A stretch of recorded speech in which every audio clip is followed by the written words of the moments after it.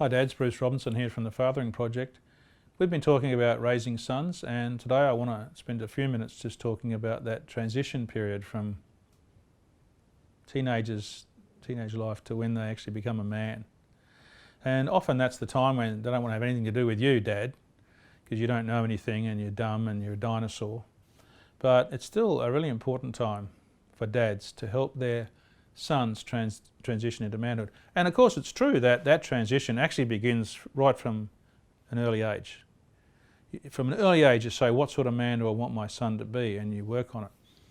But transitioning to manhood is a real challenge. So dads, when you think about transitioning from boyhood to adulthood, no matter how hard it is and no matter what they think of at the time, it's a very important thing to think about. It's too big a topic to summarise in just 4 points, but we'll give you 4 points now, and we hope that helps you in that. Think about this process.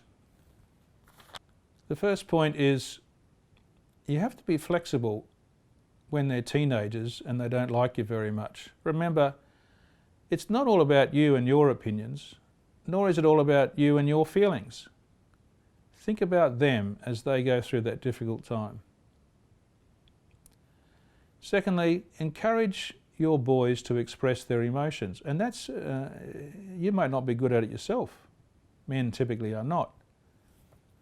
I think there's something about the Y chromosome that makes it hard for men to express their emotions, and I don't know whether it's a Darwinian survival advantage or something, but I do remember, you know how French, Italian, etc., they have genders for words, you know, male or female gender, and I was once down south and they had a quiz, like what gender would you give certain things in English.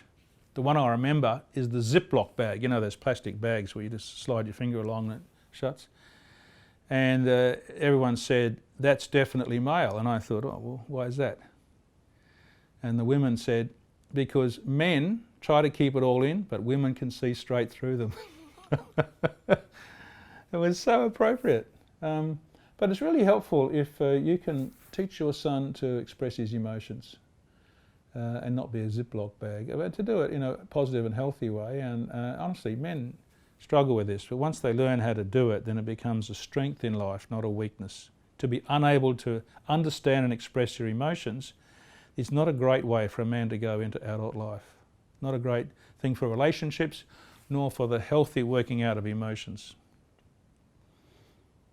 A third point, might surprise you, is to teach humility to your sons as they transition into adult life. Teach them skills that will make them function better in relationships and in workplaces, and we have a thing called the 3 A's, which is about humility, I guess. The 3 A's are teach them to learn how to affirm, so well done. Teach them to learn how to appreciate, gee, I'm glad you did that. And teach them to learn the 3rd A, which is the hardest one, is to apologise, to be humble enough to apologise. And we used to say, still do in the Fathering Project, think about the human species. There's a couple of things that we're not very good at. One of them is flying. Birds can fly, but human beings don't do it very well. The second thing is apologising. It's so hard for a human being to apologise. I don't know what it is. Me too. So hard to apologise, but once your son grows up into an adult life, learning how to apologise, it becomes a great gift of humility and the ability to function in a group and in a relationship, and including apologise to his children if he's lucky enough to have them in the future. The final thing is, dads, to not shy away from those discussion points that require you to be open and honest and that might be a bit uncomfortable. Sexuality is one of those discussions. We have a completely separate presentation on that, but talking to kids about sexuality, honestly, we ask groups of dads, who's ever had the father-son sex talk? And honestly, they don't all put their hands up. They do not. Maybe half of them do, or a third of them do. But it's really important. And they say, oh, you know, I wanted to have a sex talk to my son, but he said, oh, I know it already, Dad. You don't need to. And he's embarrassed. He doesn't want his dad talking to him about sex and sexuality. But here's the thing about the Fathering Project is we think it's important. So here's a benefit to you. You can say to your son, well, I know you know it already, but I was told by the Fathering Project and the Dad's group at school that it's very important. And I'm sure all the other dads will be doing it, so please humour me. Humour me and let me do this, or I'm going to feel really bad as a dad that I've let you down. Honestly, that works a treat. Humour me, I've been told I need to do it. I did that to my oldest son. And he said he knew it already, and we went for a hike and we had the father-son sex talk. And I said, and he was, really interested because I'm telling him all sorts of stuff. And I said, anyway, you knew all that already, but thanks for humouring me. Anyway, all the way back on the hike, which lasted about 2 hours, yap, asking me questions about divorce and affairs and everything that he could think of.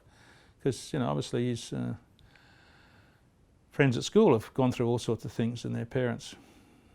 So don't shy away from that. And when it comes to those important things that you have to be open and honest about, that includes values. We've talked before recently about teaching boys to respect women as they grow older, but respect in general. But you can only say so much. Remember, you have to be willing, as we're saying now, to go there and talk about it, even though you'd rather not and you wish someone else would do it. Why can't the school do it? You have to do it, dads. But you have to model it. I mean, it sort of sounds obvious, you have to model it. But if you say something and you don't model it, right, you're wasting your time. It's never going to work. You have to say it and model it. And finally, the Fathering Project often says this: don't just assume because you model something that they're going to learn it. It works better if you are explicit. Model it and then say, look, this is something really, really important. Be explicit, overcome your own discomfort, to talk to them about things that matter as they transition from being a boy into a man. I mean, you've got to ask yourself, what sort of man do you want your children, what sort of man do you want your boys to be? It's such a big question. You think about it now. What sort of man do you want your sons to become? And honestly, if you're not active in that process, they've got all sorts of influences. In life. The internet, movies, what their friends say at school, all sorts of music, all sorts of things that impart values that, maybe you don't want your boy to have. And if you're not involved in this, dads, you're giving those powerful forces a free hit. I say it again, if you're not involved and you don't have the courage to overcome your own discomfort and you don't learn about how to do this, you're giving those powerful forces a free hit and you're leaving your son exposed to them. So please, dads, get involved in talking to your sons, imparting values and being honest about things that matter, so that as they transition into adulthood, they'll become the sort of man that you're going to be proud of. And honestly, they'll be proud of themselves, the way they live their life. And, they've got a lot more chance, honestly, of having a successful life. Relationships with a partner, with their own families, if they're lucky enough to have one, and in the workplace. So dads, look, thanks for listening. We talk to you again.